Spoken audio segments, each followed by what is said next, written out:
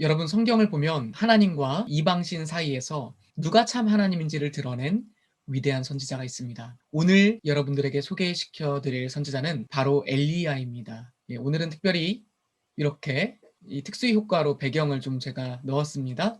열왕기상 16장을 보면 오므리의 아들 아합이 그 이전의 모든 사람들보다 더욱 악하게 행하여 다스렸다라고 얘기를 하고 있습니다. 뿐만 아니라 아합은 이방 여인인 이세벨과 결혼해서 그들이 섬기던 바알 신을 함께 섬겼던 왕입니다. 왕이 이 정도라면 백성들은 어땠을까요? 백성들도 마찬가지였겠죠.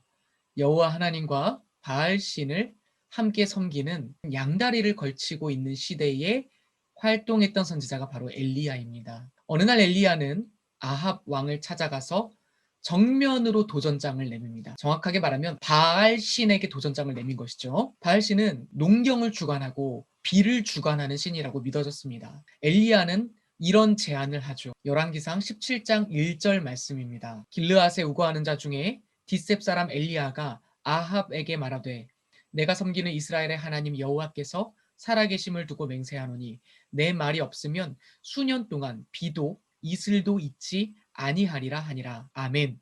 실제로 비가 오질 않습니다. 엘리야의 말대로 하나님께서 비를 멈추신 것입니다. 그런데 독특하게도 하나님은 이 엘리야를 숨기십니다.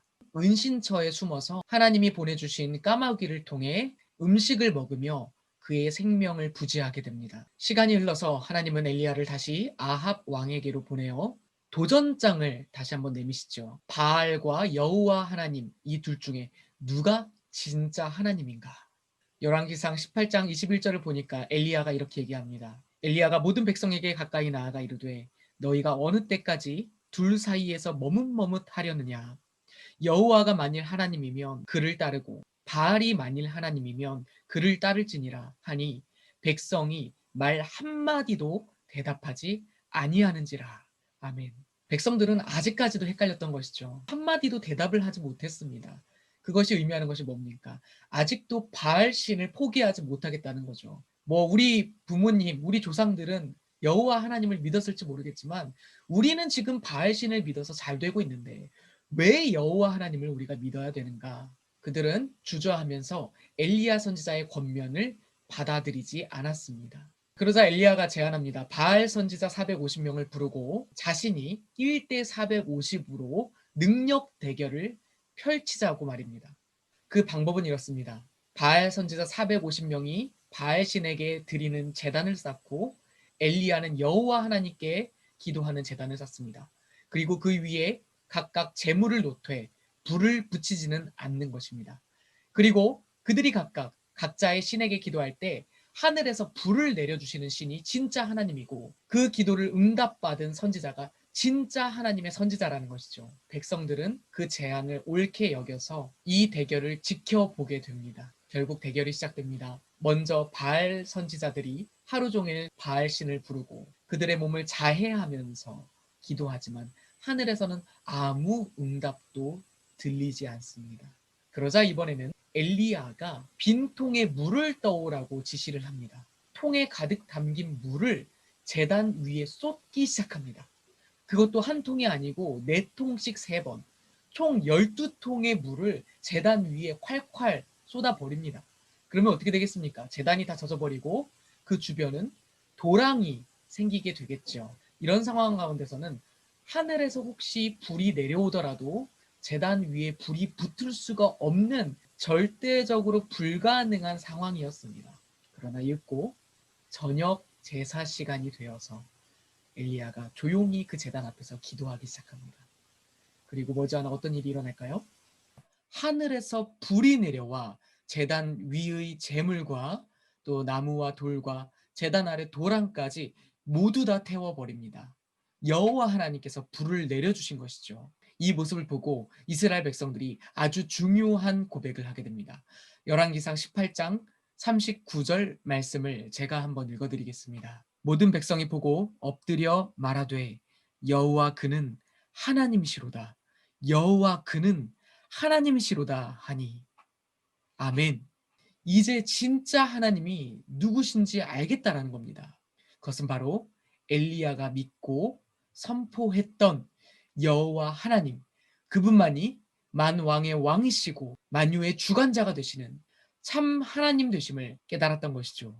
엘리야라는 이름 자체에는 여호와는 하나님이시라는 고백이 담겨 있습니다. 야라고 하는 것은 여호와를 의미하고 엘리는 하나님을 의미합니다. 그렇기 때문에 여호와는 하나님이다라고 하는 엘리야의 사역을 통한 이 백성들의 고백이 애초에 엘리야의 이름 가운데 담겨진 의미라는 것이죠.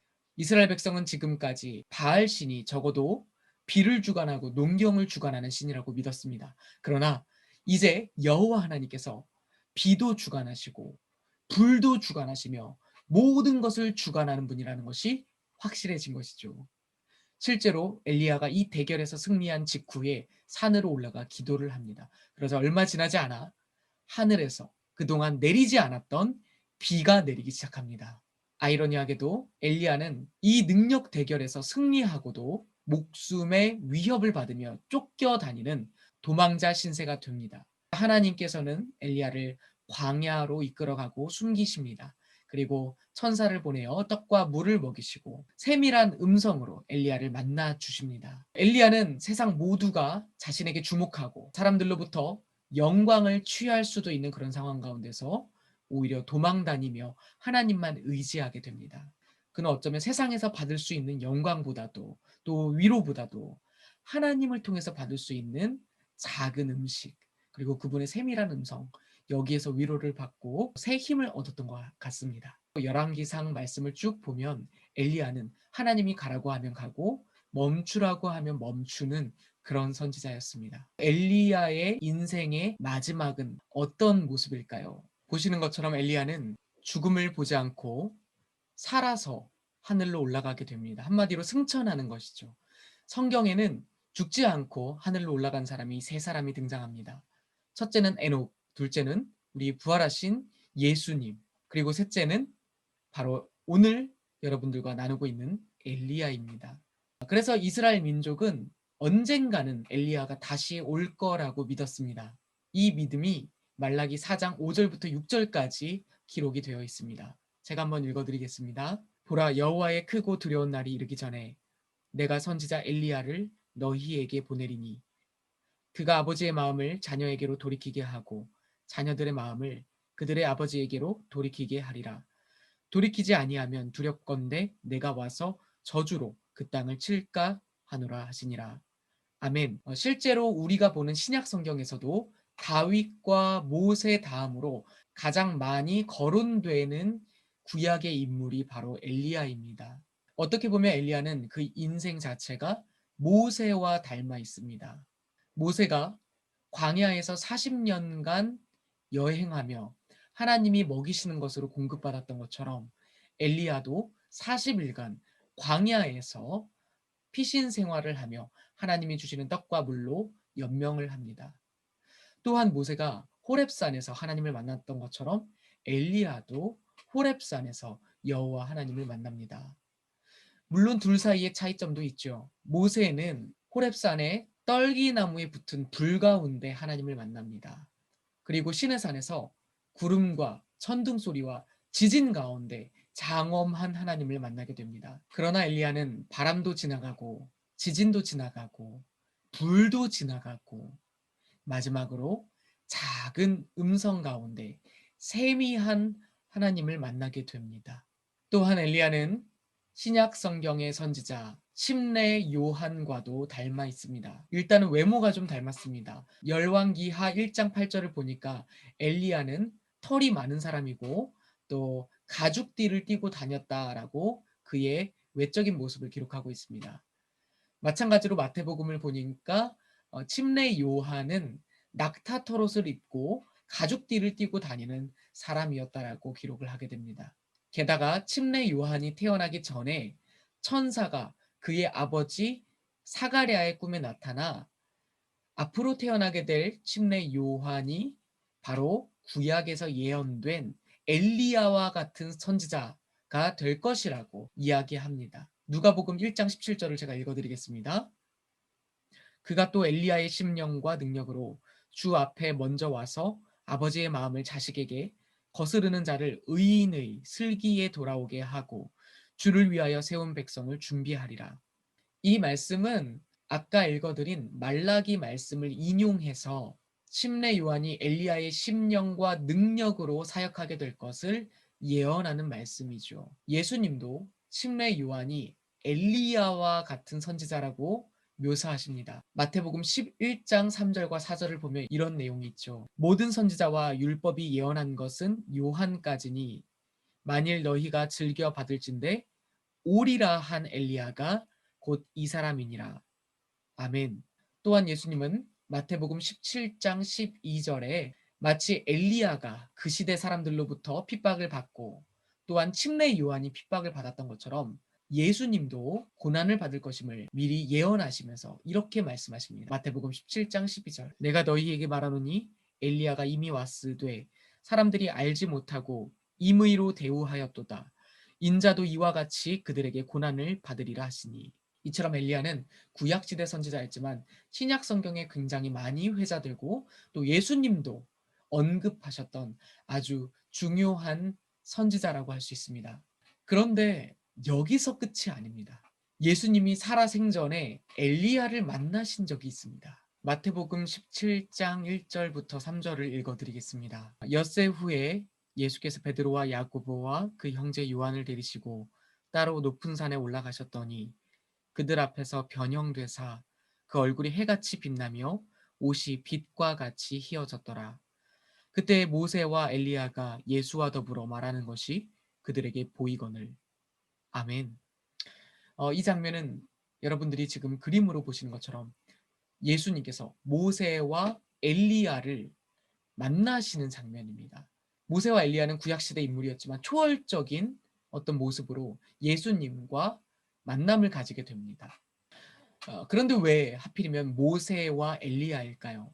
예, 이 두 사람은 구약 성경에서 아주 영향력 있는 사람이기도 했지만 모세와 엘리야 둘 다 다시 오리라고 믿어지고 기대되었던 사람들입니다. 신명기 말씀을 보면 모세와 같은 선지자가 올 것인데 그의 음성을 듣고 순종하라고 그렇게 예언을 하고 있습니다. 또 아까 여러분들과 나누었던 말라기 말씀을 보면 엘리야가 다시 와서 자녀들의 마음을 아버지께로 돌이킬 것이라고 예언을 하고 있죠. 실제로 모세는 아주 중요한 선지자였음에도 불구하고 그가 죽은 뒤에 어디에 매장되었는지 아무도 아는 사람이 없습니다. 엘리야 또한 죽지 않고 하늘로 올라갔죠. 그래서 유대인들은 이 두 선지자가 언젠가 다시 올 거라는 믿음을 갖게 되었던 것 같습니다. 이처럼 중요한 두 선지자를 예수님께서 만나시는 장면은 굉장히 의미가 있는 것이죠. 결국 엘리야는 자신의 이름처럼 하나님이 누구신지를 증거하고 드러내는 인생을 살았으며 예수님이 어떤 분이신지를 드러내는 역할을 감당했습니다. 예수님이 곧 하나님이라는 것입니다. 너무나도 귀하고 중요한 역할을 감당하지 않았습니까?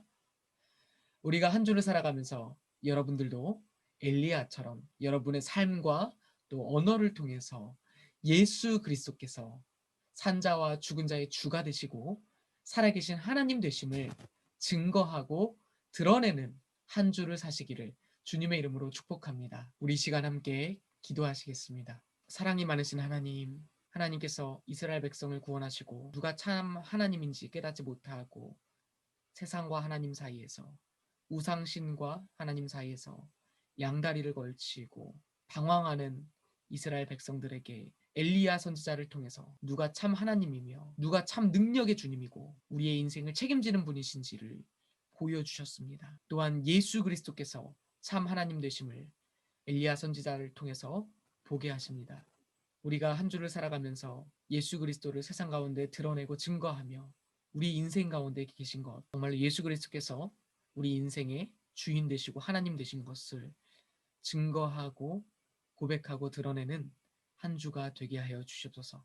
그렇게 우리의 인생을 주님께 의지하고 의탁하며 예수 그리스도의 이름으로 기도드렸습니다. 아멘. 여러분, 점점 추워지는 날씨 가운데서도 건강하시고 우리 다음 주에 뵙도록 하겠습니다. 여러분, 다시 만나요.